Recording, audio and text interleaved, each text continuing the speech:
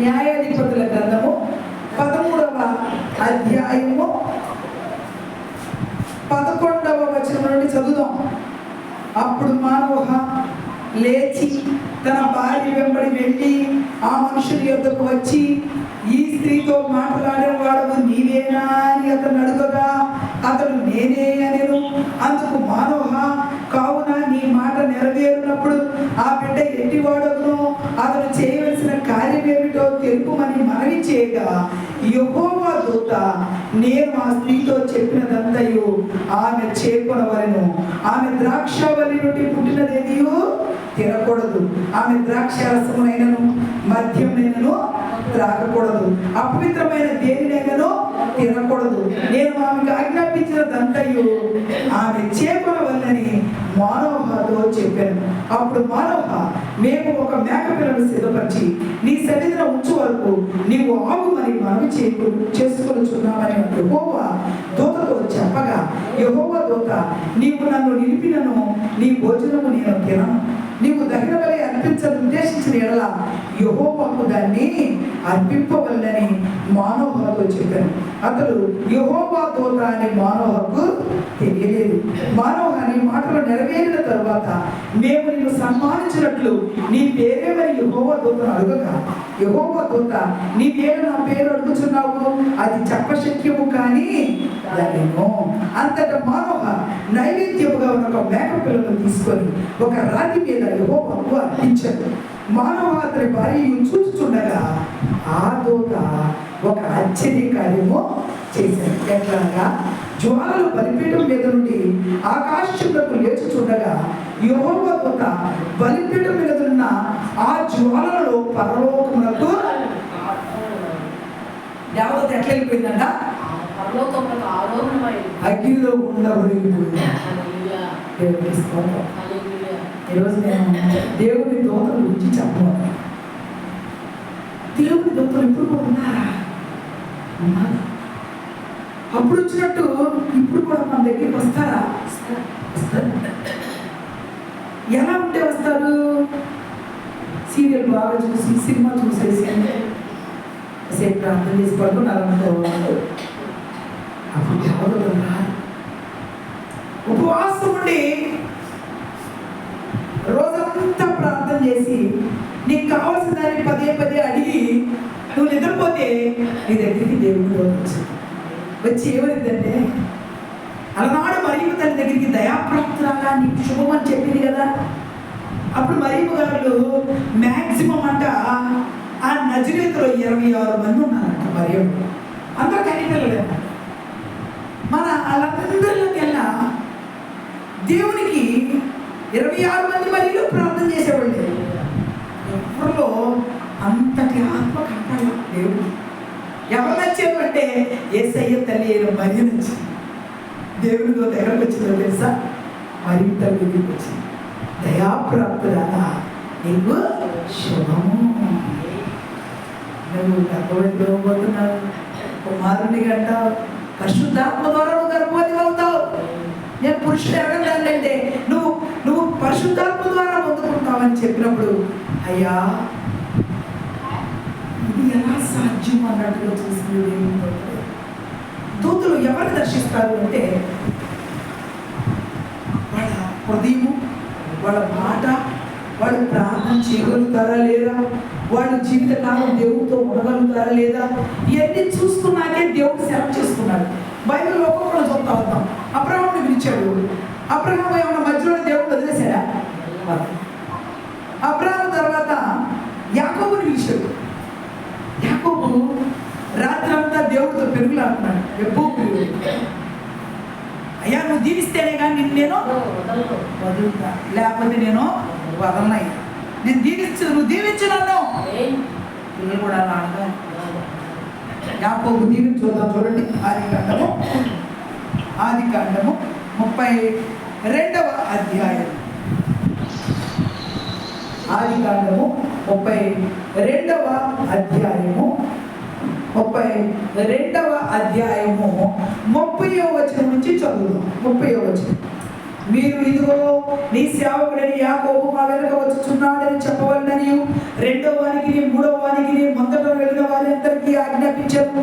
అతడు కానుకలు తనకు ముందుగా పంపించి తాను గుంపులో ఆ రాత్రి నిలిచారు. ఆ రాత్రి అతడు లేచి తన ఇద్దరు భార్యలను, తన ఇద్దరు దాసీలను, తన 11 మంది పిల్లలను తీసుకొని ఎబ్బోపు రేవు దాటిపోయాను. యాకోబు వారిని తీసుకొని ఆ ఏరు దాటించి తనకు కలిగినదంతయు పంపివేశాను. యాకోబు ఒక్కడు మిగిలిపోయాను. ఒక నరుడు తెల్లవారు వరకు అతనితో పెరుగులాడాను. తాను అతని గెలవకుండా చూచి తొడగూటి మీద అతన్ని కొట్టాను. అప్పుడు అతడు ఆయనతో పెరుగులాడటం వలన యాకోబు తొడగూడు వసలను. ఆయన తెల్లవారుచున్నది నన్ను పోనీమనగా అతడు నీవు నన్ను ఆశీర్వదించితేనే కానీ నువ్వు ఆశీర్వదిస్తేనే నేను ఉపవాస ప్రాంతం నిర్ణయాలు పెట్టే. నువ్వు ఆశీర్వదిస్తేనే నేను వదిలిపెడతానే నాకు అవకాశం దొరికింది. అసలు ఉపవాస ప్రాంతంలో పెట్టిన వ్యక్తులు నిజంగా ఉంటున్న ఉపవాసం దేవుడితో గడపట్లా. దేవుడితో గడపకపోతే అప్పుడు దేవుడు ఉపవాస ప్రాంతంలోకి దిగొస్తాడా? నినివే పట్టణస్తులు ఉన్నారు. నినివే పట్టణాన్ని బాగు చేస్తానని మన యోనా గారికి దేవుడు చెప్పాడు. యోనా గారు ఏం చేశాడు? తర్షీసుకు పారిపోతాడు. తర్షీసుకు పారిపోతుంటే దేవుడే పెద్ద గాలి తుఫాను రప్పించేశాడు. పడవల నుంచి సముద్రంలో విసిరేపించాడు. చేప మిగిలింది. చేప తీసుకొచ్చి ఒడ్డును మేము కక్కింది. ఆ ఒడ్డు నుంచి గొప్ప వెళ్ళిపోయి ఊరంతా స్వార్థ ప్రకటించాడు. స్వార్థ ప్రకటించిన తర్వాత ఆ ఊరిని పాడు చేస్తానన్న దేవుడు పాడు చేశారా? వాళ్ళు స్వార్థం నమ్మారా? నమ్మారు. మనం కూడా ఏం చేయాలంటే యాకోబు నువ్వు దీవించేంత వరకు విడిచిపెట్టను అన్న దేవుడు ఎలా ప్రాణయపడతాడో మనం కూడా నువ్వు దీవించేంత వరకు నీ పాదాలు నేను విడిచిపెట్టాలి. నువ్వు దీవించాలి, నీ పాదాలు అవ్వాలి. నాకు ఒక ప్రార్థన అంశం ఇచ్చారు. అమ్మగారు నీకు దర్శనం అయితే చూడమ్మా చూడమ్మా అన్నారు. ప్రార్థన చేశాను. ఎంత ప్రార్థన చేసిన ఒక్క అంశం కూడా బయటపరచబట్టు. అసలు నేను కడుగుతూనే కొన్నిసార్లు దర్శనం వచ్చేస్తాను. ఏసయ్యా వాళ్ళని బిడ్డ కోసం ప్రార్థన చేస్తున్నాను అయ్యా అన్నట్టు కళ్ళు మూసారంటే కొన్ని దర్శనాలు వచ్చేస్తాయి. రోజంతా నా బిడ్డ గురించి ఏం చెప్పట్లేదు దేవుడు. అన్నాడు ఆ బిడ్డ పాపంలో ఉన్నాడు, నేనేమీ చెప్పను, నీకు బయలుపరచండి. నీకు తనతో మాట చెప్తే బాధపడుతుంది కదా. నేను అనలేదు, అమ్మా నాకేమీ బయలుపరచుకోలేదు, ప్రార్థన చేయమను అన్నా. రెండో రోజు బయటికి ఫోన్ చేశాను. అమ్మగారు తెల్లగట్ట ప్రార్థనలు పెట్టారా? పెడితే మీ దేవుడు ఏదో ఒకటి చెప్పే ఉంటాడు, చెప్పండి అమ్మగారు ప్లీజ్ అమ్మగారు. తెల్లగట్ట చేసిన అదే కాదు, నేనేం చెప్పను. ఆ అమ్మాయి చెప్తుంది, అమ్మగారు మీరు వాటిని కనిపెట్టారని నేను అనుకుంటున్నాను. నా కొడుకు తప్పు త్రోవలో ఉన్నాడు, నా కొడుకు చెడిపోయాడు. మీరు చెబుతారేమో అనుకుంటే మీరు చెప్పట్లేదు. 2 రోజుల నుంచి మీకు బయలుపరచబడిందని నేను నమ్మానమ్మా. నేను అన్నా ఆ స్త్రీతో ఇచ్చి వివాహం జరిపేసి లేకపోతే నీ కొడుకు నీకు అక్కడ ఉంది. అమ్మ ఇంట్లో అదే యుద్ధం అమ్మా. నా భర్త బెల్ట్ తీసుకుపోతున్నాడు. వాడి వయసు 20 సంవత్సరాలు పడి ఇంకా లైఫ్ సెటిల్ అవ్వలేదు. అప్పుడే పెళ్ళి అంటున్నాను. నాకైతే కడుపులో వేదనగా ఉంది. ఎంతో అసలు లోపల దిగులు కష్టంగా. ఆ దిగులుతో నేను ఏం చేయాలో తెలియట్లేదు. నువ్వు చెప్తావని నీకు కాల్ చేశానమ్మా. నాకు పెళ్లి చేయకపోతే నీ కొడుకు నీకు దక్కడని చెప్పాను. ఆ పిల్లవాడితో మాట ఇచ్చిందంట, నువ్వు మంచిగా ఉద్యోగం చేసి సెటిల్ అయిన తర్వాత నేను పెళ్లి చేస్తాను, ఆయన చేస్తాను అన్నాక నాకు ఫోన్ చేసి నాతో మాట్లాడించింది. అయ్యా దేవుడు చూపించాడు నాకు, నిజమేనా అంటే నిజమేనా అన్నారు. మా అమ్మలో ఒప్పుకోవట్లేదు. మరి ఇప్పుడు ఏం చదువుతున్నామంటే బీటెక్ ఫైనల్ ఇయర్. జాబ్ వచ్చిందంటే నేను కొడతానంటే పెళ్ళైనాక కాదు, ఇప్పుడు ఉద్యోగం చేసి చూపించాను అని అన్నాక ఆ పిల్లోడు ఎంత ఎలా తీసుకున్నాడంటే టాస్క్గా తీసుకున్నాడు. ఏం జరిగాడు, ఎట్ట చేసాడు, నిజం జరిగాడు బాగుంటుంది. అలా అమ్ముతానంట. నేను ఉద్యోగం సాధించినాక నీతో మాట్లాడతానమ్మా అన్నాడు. చాలా కంపెనీ ఇంటర్వ్యూస్ అటెండ్ అయ్యాను. బీటెక్ అయిపోయింది. అటెండ్ అయితే ఒక కంపెనీ ఆపర్చునిటీ వచ్చింది. 60,000 ప్యాకేజ్లోకి వెళ్ళాను. 60,000 ప్యాకేజ్లోకి నెల 50,000 వస్తున్నాయి కదా, ఇక నాకు చేస్తారా అని అంటే ఆయమ్మ అంట, నీకన్నా బెటర్ కూడా దొరికాడు, నాకు అక్కర్లేదు. ఇప్పుడు ఈ పిల్లవాడు ఏం చేశాడు తెలుసా? అమ్మ దగ్గరికి వచ్చి, అమ్మ నువ్వు చెప్పింది నిజమే,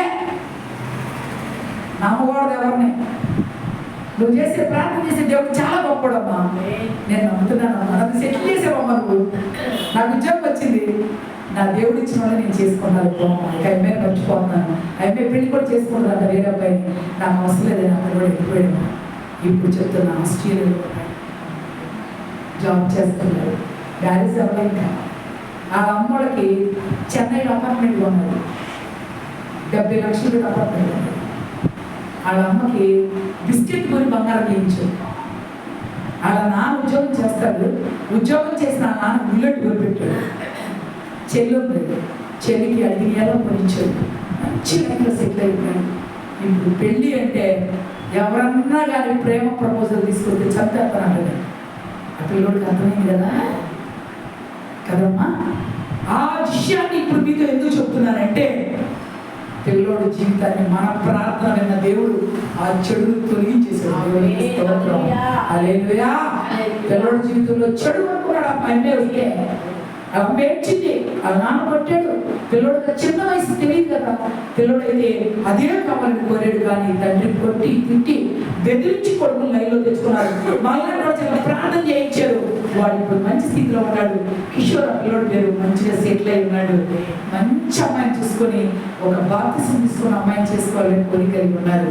ఇప్పుడు మీతో చెప్తున్నా, దేవుడు ప్రార్థన చేసిందని పోగొట్టాడా? ఆ తల్లి ఇప్పుడు వచ్చి నాతో మాట్లాడి రోజు లైవ్లో కలవదు, కానీ విడిగా ఫోన్ చేసి మాట్లాడుతూ ఉంటుంది. అట్లా దేవుడు మన బిడ్డలను కూడా సెటిల్ చేసి దీవించడు కాక. ఆమె ఇక్కడ యాకోబు దీవించేవాడు పాదాలు ఇచ్చిపెట్టిన అంటాడు. రోజు దీవించయ్యా అని అడుగుతున్నాడు ఎవరి గురించి. రోజు ఏ రోజు మర్చిపోయాం, మా బిడ్డలు దీవించయ్యా, మా బిడ్డలు దీవించంటే దూత రాకుండా వచ్చేసేసింది. దూత రావాలి అంటే మనం కూడా ఏం చేయాలంటే ప్రార్థన చేయాలి. యాకోబులాగా పెరుగులాడాడు. యాకోబు పెరుగులాడాడు, 3 గంటలుగా ముగించేస్తాడు. యాకోబు పెరుగులాడినట్టుగా మనం కూడా పెరుగులాడితే మన పని అయిపోయింది. ఇందాక దూత వచ్చింది, దూతకి మానవ వాళ్ళు మేకపల్లిని వధించి ఆడ పెట్టారు, దహన బలి ముట్టించారు. ముట్టించగానే మంట మండుతూ ఉంటే ఆ మంటలో ఉండబడి దేవత తెలియజేసింది పర్వతానికి. 2 దేవతలు చూశాను. 3వ దేవత ఎక్కడ వచ్చిందో చూద్దాం. చూడండి, ఈ దేవత ఎవరి దగ్గరికి వచ్చిందంటే లూకాసు వార్త చూడండి, లూకాసు వార్త 2వ అధ్యాయం, లూకాసు వార్త 2వ అధ్యాయం 8వ వచనం చదవమ్మా. 8. ఆ దేశంలో కొందరు గొర్రెల కాపరులు పొలంలో ఉండి రాత్రి వేళ తమ మందలను కాచుకొచ్చుండగా ప్రభు దూత వారి ఎదురు వచ్చి నిలిచెను. ప్రభు మహిమ వారి చుట్టూ ప్రకాశించినందున వారు మిక్కిలి భయపడి, అయితే ఆ దూత భయపడకుడి, ఇదిగో ప్రజలందరికీ కలగబోవు మహా సంతోషకరమైన సువార్తమానం తీసుకుని వచ్చాను. ఏమన్నాడు? దావీదు పట్టణమందు నేడు రక్షకుడు మీ కొరకు పుట్టి ఉన్నాడు, దానికి ఇదే మీ కానవాలు ఒక శిశువు బతిగుండలో చుట్టబడి పశుభాగంలో బొరుండబెట్టి ఉండేను అని చెప్పాడు. ఏసై పుట్టాడు. ఆ రోజులో ఫోన్లే అమ్మయ్యా,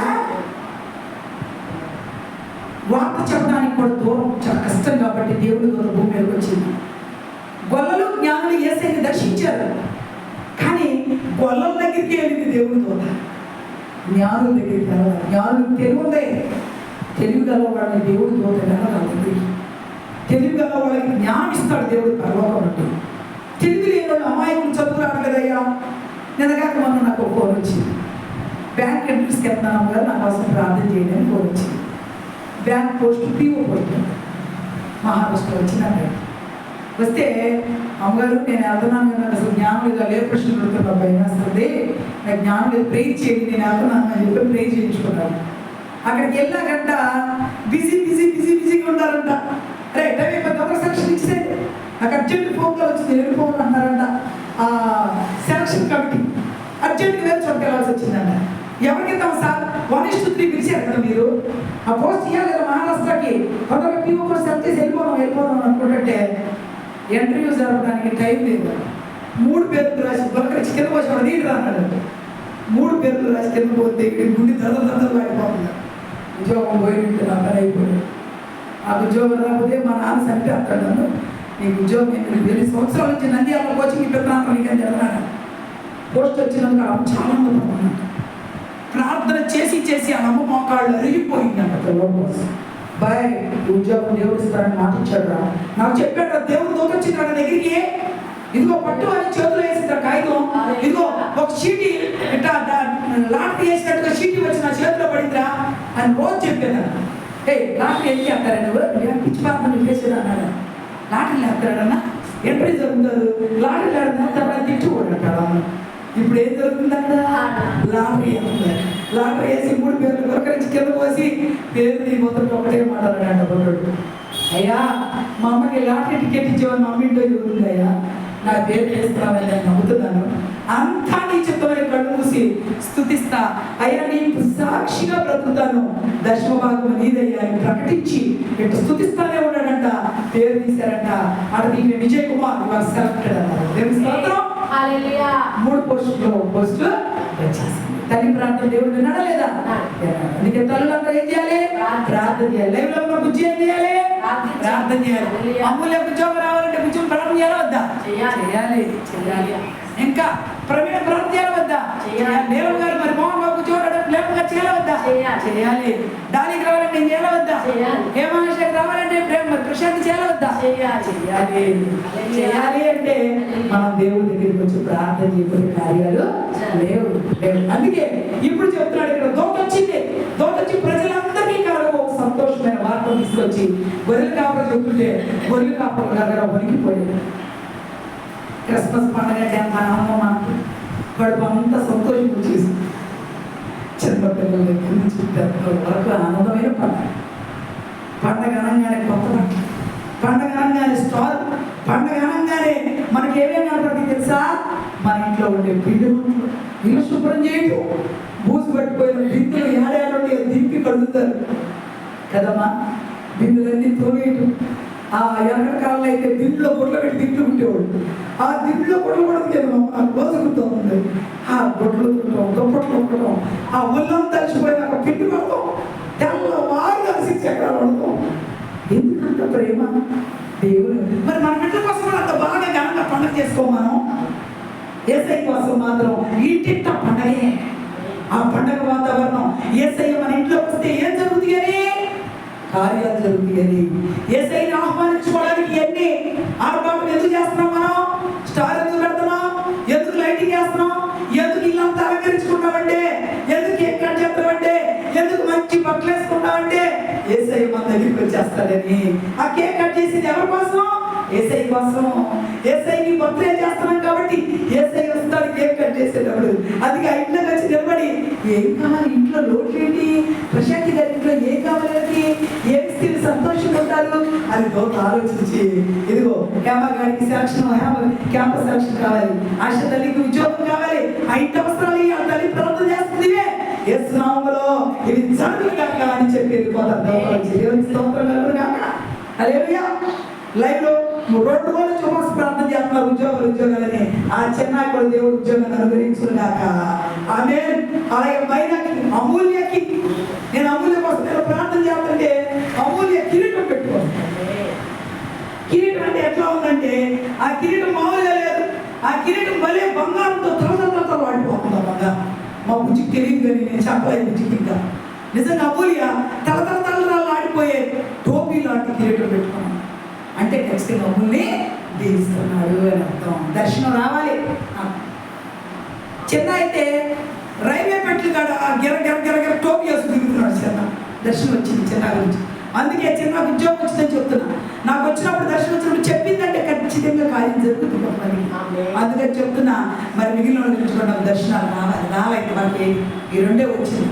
ఇప్పుడు నేను ప్రాధాన్యపడి అడుగుతూ మీ దగ్గరికి వచ్చి వాక్యాన్ని ఎందుకు చేస్తున్నా అంటే, దేవుడితో క్రిస్మస్ దినాల్లో మన ఇంట్లో రావాలి అంటే నువ్వు ప్రార్థన చేయాలి. వేకుజాం ప్రార్థనకి అటెండ్ అవ్వాలి.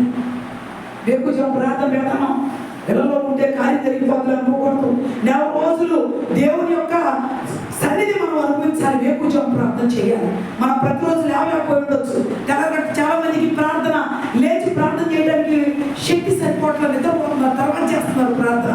అట్లా కాదు, ఈ వేకుజం ప్రార్థన ద్వారా ఈ 4 రోజుల ఆశీర్వాదాన్ని ఇంట్లో తీసుకెళ్ళాలి. దేవునికి స్తోత్రం కలుగునుగాక. హల్లెలూయా. ప్రార్థన అంటే ఉపవాస ప్రార్థన. ప్రార్థనలో భాగమే దేవుడు దూతలు వచ్చేది ఎక్కడికి? ఉపవాస ప్రార్థన జరిగే చోటు. ఎక్కడ ఉపవాస ప్రార్థన జరుగుతుందా అని పరలోకంలో దూతలు కనిపెడతారు. ఉపవాస ప్రార్థన గురించి ఒక మాట చూసి ముగించేద్దాం, టైం కూడా అయింది. చూద్దాం యెషయా గ్రంథం 58వ అధ్యాయము. యెషయా గ్రంథము 58వ అధ్యాయము. 58వ అధ్యాయం తీసారమ్మా? చూద్దాం 3వ వచనం. మేము ఉపవాసం ఉండగా నీవెందుకు చూడవు? మేము మా ప్రాణములు ఆయాసపరచుకోగా నీవెందుకు లక్ష్య పెట్టవు అని అందరూ. మీ ఉపవాసమును మీరు మీ వ్యాపారము చేయుదురు, మీ పనివారి చేత కఠినమైన పనులు చేయించుదురు. మీరు కలహపడుచు, వివాదము చేయించు, అన్యాయముగా గుద్దులాడుచు ఉపవాసముందురు. మీ కంఠధ్వని పరమున వినబడినట్లుగా మీరెప్పుడు ఉపవాసం ఉండరు. అంటే ఉపవాసము నాకు అనుకూలమా? మనుషుడు తన ప్రాణమును బాధపరచుకోవలసిన దినము అట్టిదేనా? ఒకడు జబ్బు వలె తలంచుకొని గోనె పట్ట కట్టుకొని బూడిదపరుచుకొని కూర్చుంట ఉపవాసమా? అట్టి ఉపవాసం యెహోవాకు ప్రీతికరమని మీరు అనుకుందురా? దుర్మార్గులు కట్టిన కట్లను వింటుటయు, కాడిమారు మేకులు తీయుటయు, బాధింపబడే వారిని విడిపించుటయు, ప్రతి కాడిని విరగొట్టుటయు నేను ఏర్పరచుకున్న ఉపవాసం కదా. నీ ఆహారం ఆకలి వారికి పెట్టుటయు, నీ రక్త సంబంధికి ముఖము తిప్పకుండుటయు, దిక్కుమాల పేదలను నీ ఇంట చేర్చుకుంటయు, వస్త్రహీనుడు నీకు కనబడినప్పుడు వారికి వస్త్రం ఇచ్చుటయు, ఇది ఏ కదా నాకు ఇష్టమైన ఉపవాసము. తర్వాత చెప్పండి, ఇది ఏ కదా నాకు అలాగే నీవు చేసిన ఎడల నీ వేకువ చుక్క వలె నీకు ఉదయించుదు, స్వస్థత నీకు శీఘ్రముగా లభించును, నీ నీతి నీ ముందర నడుచును. యెహోవా మహిమ నీ సైన్యము వెనకటి భాగమున కావలి కాయును. అప్పుడు నీవు పిలువగా యెహోవా ఉత్తరమిచ్చును. నీవు మొరపెట్టగా ఆయన నేను ఉన్నానను. ఇతరులను బాధించుటయు, వేరు పెట్టి చూపి తిరస్కరించుటయు, చెడ్డదాన్ని బట్టి మాట్లాడుటయు నీవు మాని ఆశించిన దాన్ని ఆకలి కొనిన వారికి ఇచ్చి శ్రమపడిన వారిని తృప్తిపరిచిన ఎడల చీకటిలో నీ వెలుగు ప్రకాశించును, అంధకారము నీకు మధ్యాహ్నం వలె ఉండును. యెహోవా నిన్ను నిత్యము నడిపించును, క్షపకాలము ఆయన నిన్ను తృప్తిపరిచి నీ ఎముకలను బలపరచును. నీవు నీరు కట్టిన తోటవలెను, ఎప్పుడు ఉప్పుచుండు నీటి ఊటవలెను ఉండెదవు. పూర్వకాలం నుండి పాడైపోయిన స్థలములను జనులు కట్టెదరు, అనేక తరముల క్రిందట పాడైపోయిన పురాదులను నీవు మరలా కట్టెదవు. విరగబడిన దానిని బాగు చేయబడవనియు, దేశంలో నివసించినట్లుగా త్రోవలు సిద్ధపరచువాడవనియు నీకు పేరు పెట్టబడను. నా విశ్రాంతి దినమున వ్యాపారం చేయకుండా నాకు ప్రతిష్ఠితమైన దినమని నీకు ఊరకుండా ఎడల, విశ్రాంతి దినము మనోహరమైనదనియు యెహోవాకు ప్రతిష్ఠితమనియు ఘనమైనదనియు అనుకొని దాన్ని ఘనముగా ఆచరించిన ఎడల నీకు ఇష్టమైన పనులు చేయకయు, వ్యాపారం చేయకయు, లోకవార్తలు చెప్పుకొనకయు ఉండిన ఎడల నీవు యెహోవా యందు ఆనందించదు. దేశం యొక్క ఉన్నత స్థలముల మీద నేను నిన్ను ఇది అండర్లైన్ చేసుకున్నాను. దేవునికి స్తోత్రం. హల్లెలూయా. యాకోబు స్వాస్థ్యములు వరుణులో ఉంచెదవు, యెహోవా సెలవించిన వాకు ఇదే. దేవునికి స్తోత్రం కలుగునుగాక. హల్లెలూయా. హల్లెలూయా.